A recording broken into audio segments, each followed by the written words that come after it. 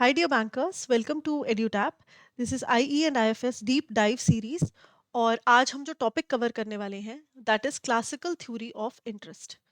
तो ये जो डीप डाइव सीरीज है ये हर सैटरडे हम वीडियो लेकर आते हैं आपके लिए एंड इसमें इसके थ्रू हम एग्जामिनेशन ओरिएंटेड प्रेपरेशन जो है वो करेंगे. तो आज का जो टॉपिक है वो वैसे भी बहुत इंपॉर्टेंट है, मॉड्यूल बी का टॉपिक है. And this is the kind of questions जो एग्जाम में पूछे जाते हैं, है ना. Not from this chapter but एक जनरल आप आइडिया ले सकते हो कि इतने लेंथी और मल्टी स्टेटमेंट क्वेश्चंस आजकल पूछे जाने लगे हैं. This is from JAIIB November 2025 exam. तो इस रिक्वायरमेंट को मतलब ध्यान में रखते हुए ये सीरीज हम लेकर आए हैं सो दैट आपकी प्रैक्टिस जो है किसी भी टॉपिक से रिलेटेड बढ़िया तरीके से हो. ठीक है जी. तो प्रैक्टिस ओरिएंटेड ये सेशन होने वाला है. And before moving ahead I also want to tell you कि अगर आप जैब के लिए प्रिपेयर करना चाहते हो एक स्ट्रैटेजिक तरीके से तो आप एड्यूटैप के कोर्सेज चेकआउट कर सकते हो जिसमें आपको super crash course, test series, live crash course, master course and individual component का मास्टर कोर्स भी मिल जाएगा.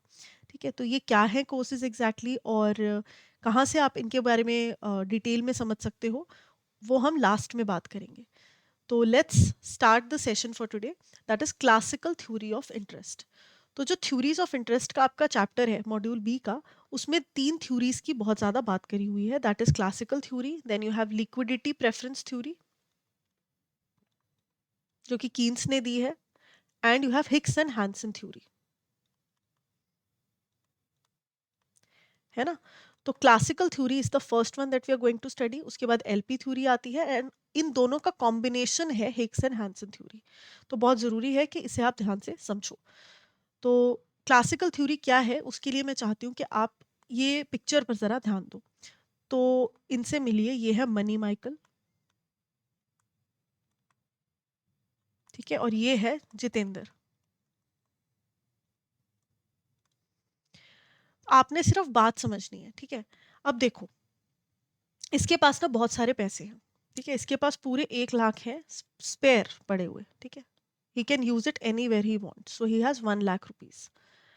अब इसके पास आइडिया आया कि यार या मैं गाड़ी ले लूं, है ना, या फिर मैं कुछ शॉपिंग कर लूं लग्जरी क्लोथ्स की, या फिर मैं इन पैसों को सेव कर लूं और बैंक में डाल दूं. ठीक है. या कर्ज का ये जो मटका है इसमें डाल दूं. क्या फायदा होगा इसको ये पैसा डालने का? ये जो 1 लाख रुपए अभी यहाँ पर डालेगा, ये इसको बाद में 1 लाख तो वापस मिल जाएंगे 1 साल के बाद, लेकिन साथ ही ये इंटरेस्ट अर्न कर पाएगा लेट्स से 8%. तो ही इज हैप्पी कि यार अगर मैंने अभी ये खर्चा नहीं किया, अगर ये ध्यान से सुनना स्टेटमेंट को, ये सोचता है कि अगर मैंने अभी ये खर्चा नहीं किया, इमीडिएट स्पेंडिंग से अगर मैं अभी रुक गया तो this might earn me money later on, है ना. मुझे इसके ऊपर एक बेनिफिट मिलेगा, दैट विल बी दिस 8%. ठीक है.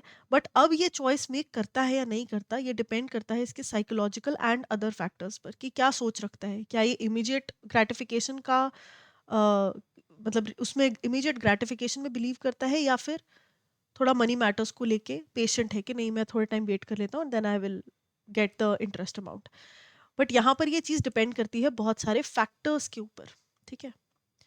बट अगर इसने चूज किया तो ये एक तरीके से इस घड़े में पैसे भरने का सोर्स बन जाएगा. He will be the source जिसकी वजह से इस घड़े में पैसा आएगा. अब ये है जितेंद्र. कौन सा जितेंद्र? जैम वाला जितेंद्र. इसको जैम बनाना है. ठीक है. इसको चाहिए कि इसके जो बगीचे हैं फ्रूट्स के, उनसे ये जैम मैन्युफैक्चर करे. इसको उसके लिए, उस प्रोसेसिंग के लिए, जार्स खरीदने के लिए, है ना, पूरा जैम प्रोसेस करके इसमें स्टोर करने के लिए इसको चाहिए 1 लाख रुपए. इसके पास नहीं है. ये गया इस कर्ज वाले मटके के पास और इसने पूछा कि भाई 1 लाख रुपए हैं? इन्होंने कहा हाँ है. इसने कहा चलो बहुत ही बढ़िया, मुझे 1 लाख रुपए दे दो, लेकिन अब यहाँ पर फ्री में तो कोई देगा नहीं. तो इन्होंने, मतलब ये जो कर्ज का मटका है, यहाँ पर इसको आफ्टर यूजिंग 1 लाख, एक बार इसने 1 लाख ले लिए तो इसको इसके ऊपर कुछ इंटरेस्ट पे करना पड़ेगा, विच इज़ वेरी नॉर्मल. ऐसे ही तो होता है ना, बैंक्स के पास जाते हैं और हम बोलते हैं कि भाई हमें पैसे चाहिए, तो बोलते हैं ठीक है ले लो लेकिन इंटरेस्ट लगेगा. तो यहाँ पर ही हैज़ टू पे 10% इंटरेस्ट फॉर एग्जाम्पल. ठीक है. So this is my interest, rate of interest. तो इसने ये पैसा यहाँ से उठा लिया, 1 साल यूज किया, जैम बनाए, और इसके जो ये पूरा तामझाम बिका, दिस वॉज फॉर 1,50,000. तो मुझे एक बात बताओ, क्या अब ये इतना ही मुस्कुराएगा जितना ये पहले मुस्कुरा रहा था? हाँ, हो सकता है ये थोड़ा ज़्यादा मुस्कुराने लगे। क्यों? क्योंकि 1 लाख रुपए लिए थे वो वापस कर दिए, प्लस 10% इंटरेस्ट वो भी इधर दे दिया। तो 1,10,000 देने के बाद भी इसका जो प्रॉफिट है it is still 40,000, so he will be happy. But अगर ये चीज 90,000 होती, क्या तब ये खुश होता? बिल्कुल नहीं, तब ये उदास होता, क्योंकि पैसे ही नहीं बचे देने के लिए। या अगर 1,10,000 भी कमाता तो भी खुश ना होता, क्योंकि no profit no loss situation है। तो ये अगर कहानी आपको समझ में आ गई है तो आपको क्लासिकल थ्योरी समझ आ चुकी है, बिकॉज यही मतलब है क्लासिकल थ्योरी का। ये जो सप्लाई साइड है, जो मनी माइकल वाली साइड है, this is the supply of savings. अब इसको पढ़ो, you will be able to understand better. Saving is an incentive for refraining from current spending. ठीक है, तो ये क्यों? क्योंकि हमें बुकिश लैंग्वेज में याद भी करना है ना। वी कांट जस्ट से कि सेविंग मतलब जो पैसा हम स्टोर करें, नहीं, वी शुड नो कि क्लासिकल थ्योरी ऑफ इंटरेस्ट के हिसाब से क्या मतलब स्टेटमेंट यूज करनी है सेविंग को लेकर। So saving is an incentive for refraining from current spending. जो ये अभी नहीं खर्च रहा, अपनी ग्रेटिफिकेशन को रोक रहा है, उसके लिए एक तरीके से इंसेंटिव है जो 8% रेट इसको मिल रहा है। Rate of interest is an opportunity cost for choosing between present consumption and future consumption. अभी जो ये इमीडिएट स्पेंडिंग ना करके सेव कर रहा है, जो ये रेट ऑफ इंटरेस्ट इसको मिलेगा, एक तरीके से वो उसका बेनिफिट है। Rate of interest and saving have direct relation. अब मुझे एक बात बताओ, ये 8% है तो ये सेव कर रहा है, अगर ये 15% हो जाए तो क्या ये डेफिनेटली सेव करेगा? और पहले 1 लाख डाल रहा था, लेट्स से 1 लाख डाल रहा था 8% पे, जैसे इसको पता चलेगा कि अच्छा 15% इंटरेस्ट, ये लो 1.5 लाख, यहाँ पर 20% इंटरेस्ट हो गया, तो ये और खुश हो जाएगा, बोलेगा ये लो 3 लाख सेव कर लो। सो जैसे जैसे यहाँ पर सप्लाई ऑफ सेविंग्स बढ़ती जाएगी, जो रेट ऑफ इंटरेस्ट है वो भी बढ़ता जाएगा। So they have a direct relationship. ठीक है, वेरी इंपॉर्टेंट डायरेक्ट रिलेशनशिप। तो इनका जब ग्राफ बनेगा ना, अगर मैं इसको ग्राफिकली प्लेस करूंगी तो इस तरीके का ग्राफ आएगा। पॉजिटिव स्लोपिंग ग्राफ, पता है ना, ऐसा होता है जैसे जैसे ये बढ़ता जाएगा वैसे वैसे यहाँ की चीजें भी बढ़ती जाएंगी। So it is a upward sloping graph.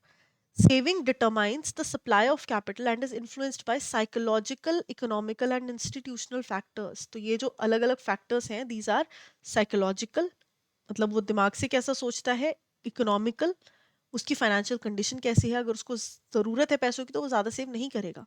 Institutional factors, ठीक है, तो इन सभी चीज़ों पर डिपेंड करता है कि ये सेव करेगा या खर्च करेगा। Bigger the saving higher the supply of capital, ये ऑब्वियस बात है, जितनी सेविंग इस घड़े में ये ज़्यादा डालेगा उतनी ज़्यादा सप्लाई कैपिटल की बढ़ेगी। क्यों बोला है supply of capital? Because ultimately जो प्रोड्यूसर्स को पैसा चाहिए होता है कैपिटल रेज करने के लिए, वो इसी जगह से तो आता है। तो जब ये सब सेविंग जो करते हैं लोग, मनी माइकल और उसकी जैसे और बहुत सारे लोग जब सेविंग्स करते हैं, तो ही तो ये मटका जो है ये भरता है, और तभी कैपिटल अवेलेबल हो पाता है for the producers, right.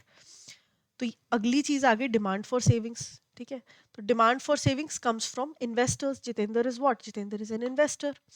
Demand for capital is high when high returns from the production are expected और cost of investment is low. अब डिमांड फॉर कैपिटल ये कब करेगा? ये कब जा जाकर 1 लाख रुपए मांगेगा 10% पे? दो केसेस है, या तो इसका खर्चा बहुत कम हो, है ना, इसका खर्चा इतना कम हो कि इसका प्रॉफिट मार्जिन बहुत ज्यादा हो जाए, या फिर जो रिटर्न ऑन इन्वेस्टमेंट है वो काफी ज्यादा हो। अब अगर ये 1 लाख रुपए इसमें लगा रहा है और इसको उससे 50% रिटर्न मिल रहा है, तो फिर तो ये खुश हो जाएगा कि ही विल अर्न 1,50,000। फिर वो ये सब कुछ कर पाएगा, है ना, ये 1 लाख वापस भी कर पाएगा, इसके ऊपर इंटरेस्ट भी पे कर पाएगा। लेकिन अगर ये कम रह गया, ये अगर सिर्फ 10% रिटर्न रह गया, तो 1,10,000 में तो ये सिर्फ ब्रेक इवन पर मुश्किल से पहुंचेगा, तो he will not be interested. तो यहाँ पर जो रिलेशन स्टैब्लिश होता है that is indirect in nature. तो जो डिमांड कर्व बनेगा, किसका डिमांड कर्व? प्राइस का, यानी कि रेट ऑफ इंटरेस्ट।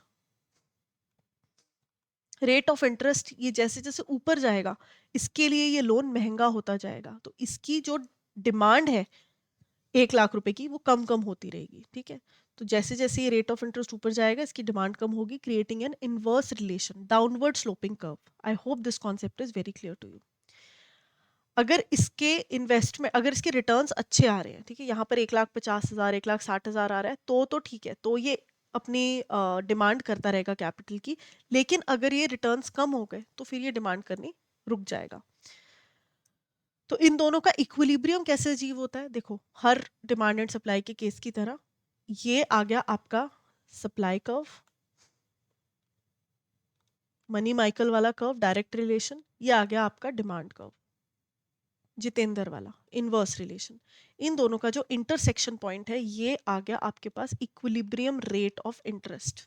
ठीक है, यहाँ पर ये जो ROI लिखा है this is rate of interest and not return on investment. ठीक है, so this is rate of interest. So supply of savings increase with increase in interest rates, but this will decrease, है ना। ये तो चलो कोई बात नहीं, नॉर्मल चीजें बताई हैं। The point where the marginal productivity of capital equals the rate of interest paid, इसको बोलते हैं supply is equal to demand, that is your equilibrium. According to this theory, rate of equilibrium या rate of interest जो हमने determine किया है कि final किसी भी चीज का रेट ऑफ इंटरेस्ट कितना होना चाहिए, लोन का रेट ऑफ इंटरेस्ट कितना होना चाहिए, ये equilibrium of demand and savings पर डिपेंड करता है। Interest is the price paid for supply of savings to meet the demand for investment, यानी कि इकोनॉमी में जो प्रोड्यूसर्स पैसे की डिमांड कर रहे हैं अपने कैपिटल को बढ़ाने के लिए, बिजनेसेस को चलाने के लिए, लोग उतना ही सेव भी कर रहे हैं। अगर इक्विलिब्रियम पे हम इंटरेस्ट फिक्स करेंगे इसका मतलब होगा जितनी सेविंग्स आ रही हैं उतने की ही डिमांड है, तो कोई पैसा ऐसे एक्स्ट्रा नहीं पड़ा हुआ और ना ही अंडर यूटिलाइज्ड है। To conclude, capital supply is regulated by savings, whereas capital demand is determined by productivity of capital. तो बड़ी सिंपल सी बात है, जो कैपिटल सप्लाई है, मनी माइकल जो पैसा डाल रहा है वो सेविंग्स पर डिपेंड करता है, और जो डिमांड है वो प्रोडक्टिविटी पर डिपेंड करती है कि जो हमारे प्रोड्यूसर्स हैं वो कितना सामान प्रोड्यूस कर रहे हैं, उस पर डिपेंड करता है कि वो कितनी डिमांड क्रिएट करेंगे कैपिटल इन्वेस्टमेंट्स की। सो आई होप ये कॉन्सेप्ट आपको बहुत अच्छे से समझ में आया। This was given by Alfred Marshall, Irving Fisher and AC Pigou, and ये इसके सिनोनिम्स हैं, अलग अलग नाम जिनसे कि ये थ्योरी जानी जाती है। Demand and supply theory, capital theory of interest, saving theory, investment theory and real theory of interest. तो ये सारा कुछ इसके जो है नाम है। So now please try to answer these questions. Consider the following statements regarding the classical theory of interest. The rate of interest, which is determined by equilibrium of demand and supply of savings. Interest is considered as the reward for liquidity preference. ऐसा तो बिल्कुल नहीं है। Liquidity preference की बात हमने next theory में करनी है ना, तो ये इस थ्योरी की बात बिल्कुल नहीं है, it's not true. Capital supply is regulated by savings while capital demand depends on productivity, this is very true. तो यहाँ पर क्या आंसर सही हो जाएगा? Option B. Consider the following statements about supply of savings. ठीक है, तो savings involve sacrificing present consumption for future consumption, ये बिल्कुल सही बात है ना। सेविंग्स में आपको ऑब्वियसली फ्यूचर कंजम्पशन के लिए अभी की कंजम्पशन को गुड बाय करना पड़ता है, सैक्रिफाइस करनी पड़ती है। Rate of interest has inverse relationship with savings. क्या सेविंग्स का रेट ऑफ इंटरेस्ट के साथ इनवर्स रिलेशन है? नहीं, डायरेक्ट रिलेशन है। इंटरेस्ट ऊपर जाएगा तो सेविंग्स भी ऊपर जाएंगी। Savings determine the supply of capital in the economy, बिल्कुल सही बात है। सेविंग्स जितनी ज्यादा होंगी उतना ही कैपिटल सप्लाइड ज्यादा होगा। सो ऑप्शन क्या हो गया? A, that is 1 and 3। In the classical theory of interest the rate of interest is determined by government policy से होता है? नहीं। लिक्विडिटी प्रेफरेंस या मनी सप्लाई से होता है? नहीं। इन्फ्लेशन रेट से होता है? नहीं। Equilibrium of demand and supply से होता है? हाँ, C is the correct answer. Investments will take place when rate of interest is greater than rate of return, rate of return is greater than rate of interest, savings अगर zero है या inflation बहुत high है। तो obviously saving zero है और inflation तो बिल्कुल नहीं है। इन्वेस्टमेंट ये कह रहे हैं कि जो जितेंद्र है वो तब डिमांड करेगा पैसे की जब रेट ऑफ इंटरेस्ट ज्यादा होगा, जो उसको पे करना है वो 10% से 15% हो जाए, तब वो ज्यादा खुश होगा कि मान लो उसका जो जैम बेचकर जो रिटर्न आ रहा है वो तो आ रहा है 10%, लेकिन यहाँ पर जो 1 लाख रुपए का लोन उसको लेने के लिए 15% पे करने पड़ रहे हैं, तो क्या वो तब खुशी से इन्वेस्टमेंट लेगा? नहीं, बिल्कुल नहीं लेगा। वो सिर्फ तब लेगा when the rate of return is greater than rate of interest, right. So B is the correct answer here. तो इसके साथ ही हमने बढ़िया तरीके से ये कॉन्सेप्ट कवर कर लिया है। And now coming back to the courses, so you have to go to edutap.in, और वहाँ पर जैप के कोर्सेज में यहाँ पर आप स्क्रॉल डाउन करोगे तो आपको ये सारे कोर्सेज दिख जाएंगे। We have super crash course batch 2 जिसमें 24 लाइव क्लासेस के थ्रू सब कुछ कवर कराया जाएगा with the span of 60 hours. ठीक है, तो 60 घंटे 24 क्लासेस के थ्रू आपको यहाँ पर कवर कराया जाएगा। 2.5 आवर्स की एक क्लास होगी एंड लाइव क्लासेस के अलावा यहाँ पर रिवीजन के लिए आपको कॉन्सेप्ट नोट्स एंड प्रैक्टिस के लिए solve PYQs, chapter wise test and full length mock test मिल जाएंगे।